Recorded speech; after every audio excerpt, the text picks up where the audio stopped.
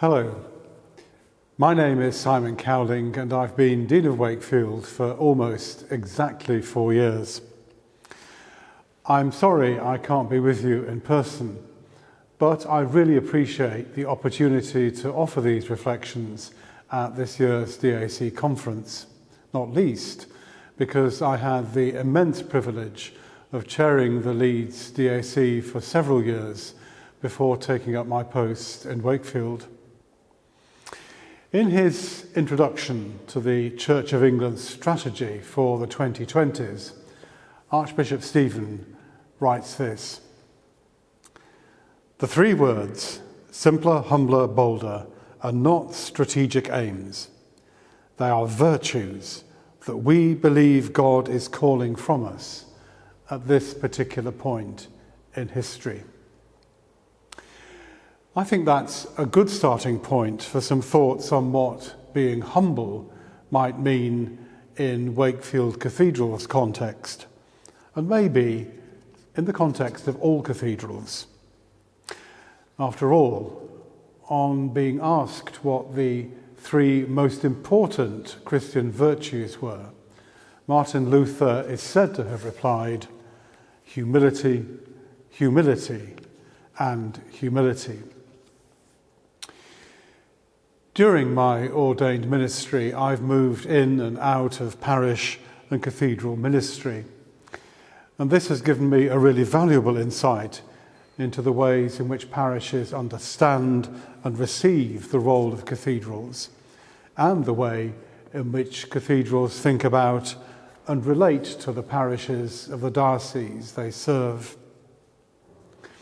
There is much to celebrate in this reciprocal relationship, but there are also challenges.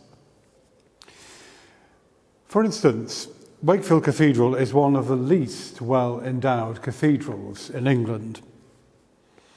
Although the Metropolitan District Council sees us as one of the city and region's major cultural assets, that doesn't come with any financial support. I spend a good deal of my time worrying about the budget. But when I speak to my colleagues serving in parishes across this whole great Diocese of Leeds, especially in our many post-industrial contexts, I'm acutely aware that from their point of view, the cathedral has resources of the sort they can only dream of. Of course, cathedrals have many expectations laid upon them by the wider diocese and the disparate communities that we serve. But so in their own settings do many, if not all, parish churches. And they don't receive any help from the church commissioners to fulfill them.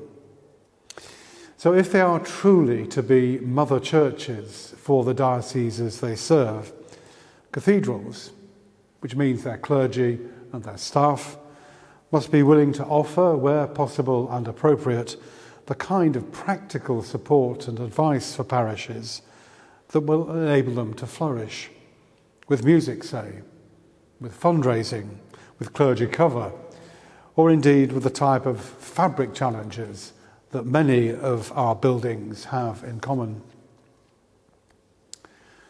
Such support, often informal, could help parishes in the framing of requests for the more formal advice which is provided by our colleagues in the diocesan office. These officers are hard-pressed, as I know only too well from working with Lisa and her colleagues in the Leeds diocesan office. Perhaps even more importantly, all this might open up the possibility of more truly reciprocal relationships between cathedrals and parish churches, such that cathedrals are humble enough both to recognise and to call upon the wealth of experience and skills that exist in our parishes. Perhaps one might call that mutual flourishing. For historic and understandable reasons, Cathedrals and parish churches exist under different regulatory frameworks, both in terms of their governance and in terms of their fabric.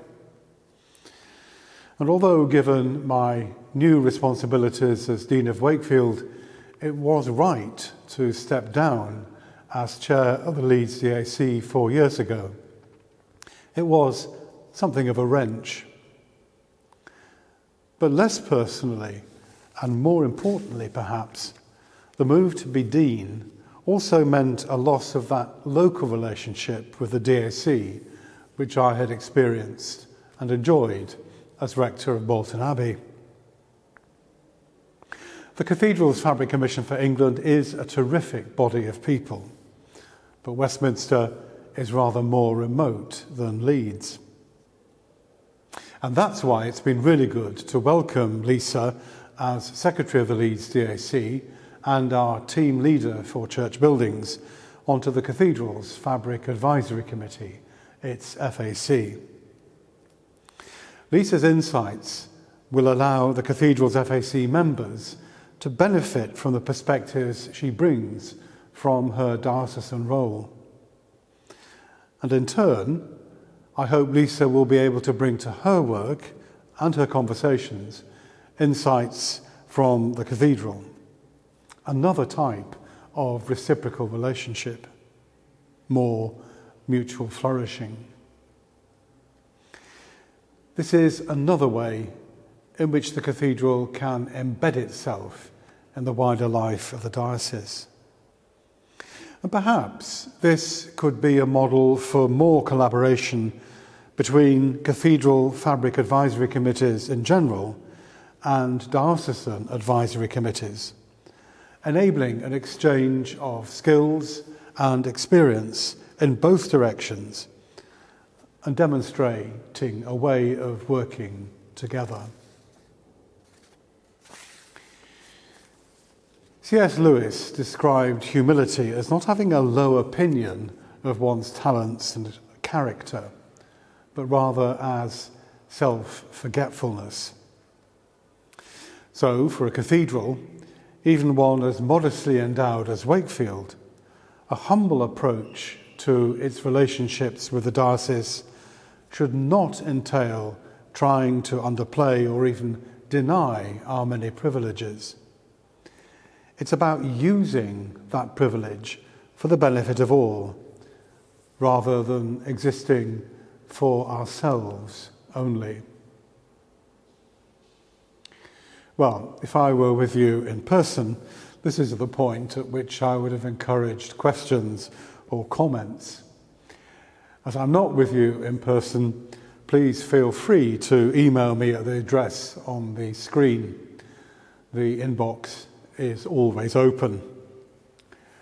Meanwhile, as the broadcaster John Ebden used to say, if you have been, thank you for listening.